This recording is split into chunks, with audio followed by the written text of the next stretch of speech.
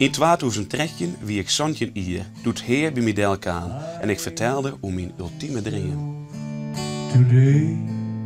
Als de heel sabel spelen kerst, ja, had ik bijvoorbeeld van 100 meisjes steert ik neem, want ik weet net hoe ik het vertellen maar. Maar dan had het zo'n invloed kerst op meisjes met die muziek, met die gitaar en dat vind ik heel mooi. Dat bezie ik eigenlijk ook dan gewoon de meisjes, nou ja, jij het je kent, maar ik had gewoon, ja, dat vind ik heel mooi.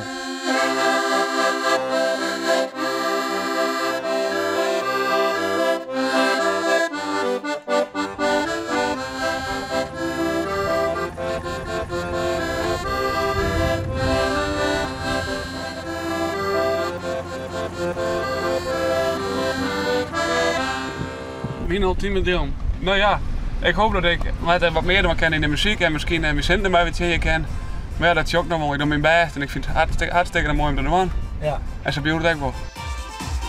Helena, Helena, Helena, Helena, Helena, Helena, Helena, Helena, Helena, Helena,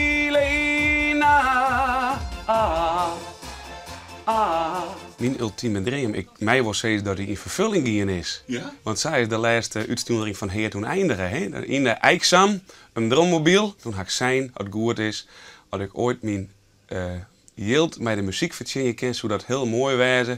Maar het net zo is het echt net slim. Maar het is al slagen. Ja, het is slagen. Ja, want hoe ziet die leven eruit? Hoe ziet mijn leven er nou uit? Elk weekend op een paard. Dus elk weekend het feestdien, zowel binnen Friesland als de boeten met de carnaval. Je kent eigenlijk net bedenken van Zeeland tot België. Aankomende weekend in Utrecht daar bijvoorbeeld. Dus dat gaat alle kanten uit. En het is slagen. Ja, en hoe mooi is dat? Dat is geweldig. Dat is heel mooi. Ja, dat ken je net. Als je dan op die leeftijd bezig bent en het is leuk om terug te zien. Ik had zelf ook even erom zien natuurlijk. En dan denk je van ja, dan weet je net wat je nog te watje stiert. Maar het is gewoon saroen. Natuurlijk ga ik wel ontzettend mijn beste verdienen. Want ja, het is wel knokken en terugzetten en kleren. Maar het is een fantastisch gevoel. Ja, je doet wat je hobby is. Dat is het mooie. Ik ben er ooit mee begonnen omdat je het leuk vindt. Hè? Ik ben ooit begonnen als jongen in de spelen omdat je dat simpelweg leuk vindt om te doen. En ik had geluk dat andere mensen dat echt leuk vinden. Want ooit ik net via de kaan. Dus zaten we elke week op een paard. Anyway, you do. De begoes meer wat uit de Elvis-muziek? Ja, klopt. Ik ben toen echt begonnen met... ik ging gitaarles. Nou, ik ging gitaarles van Peter van der Ploeg. Want die went hier in de Westreen. Ja, en dan begin ik gitaar te spelen. En dan begin je daar wat bij te jongen. En toen was ik in het begin helemaal ver van Neil Young. Dat zijn fases, fases des levens, zeg maar. En dan vind je dat mooi. En dan liet je hier wat groeien. En dan ga je het wat langer. En dan ben je Neil Young nog. Dan vielt hij dat. Dan vielt hij zo. En op een gegeven moment kwam ik in een rockabilly bandje, daar had ik nog skofje in spelen.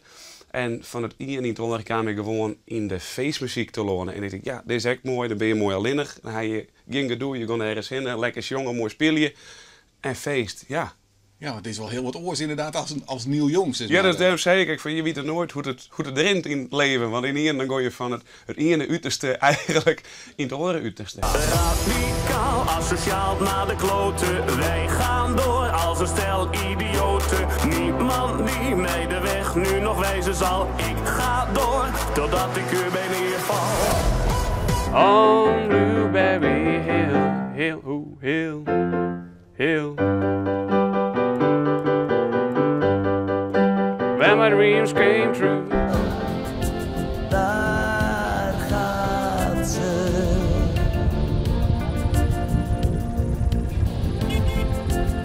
Ja, ik ga nou een echte auto. Ja, ik ga nou een echte auto. Ik ga nou een bus. Ja, dat maakt wel nog vanwege de temperatuur. En dus ik ga een echte auto. Ja, het is slagen. Ja. Dus van toen de jongen in de Eiksam is krap aan het zien. En later ga ik nog een eigen studiootje, een eigen platenlabel. Elk weekend op een paard. Ja, het kan net beter.